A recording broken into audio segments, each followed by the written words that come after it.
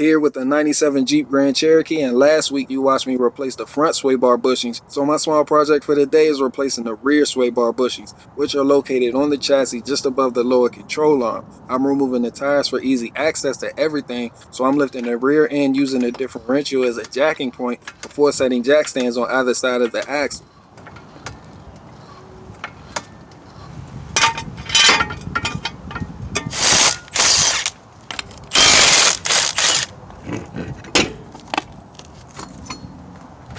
And once you have the tire out of the way, there's enough room to comfortably get the job done. And there's just two fasteners holding the sway bar bushing in place. So grab a 15mm socket.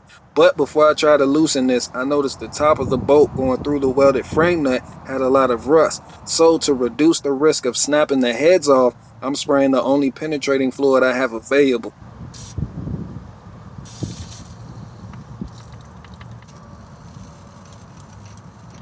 I'm slowly loosening the fasteners and occasionally tightening them a little just to work in the WD-40 down the threads, because if one of these fasteners snap, you're going to be bow-legged and bended corners, while people online tell you there's no need for a rear sway bar anyway.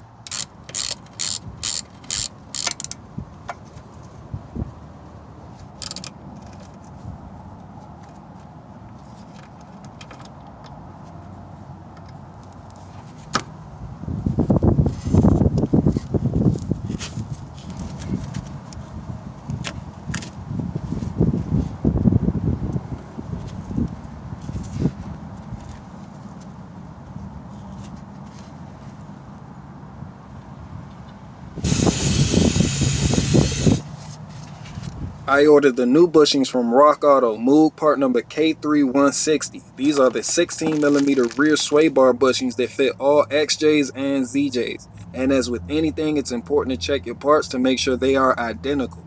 And greasing the bushing is something that I don't do unless there's a Zerk fitting, because it attracts and holds road grit, turning that grease into sandpaper, which accelerates the bushing wear.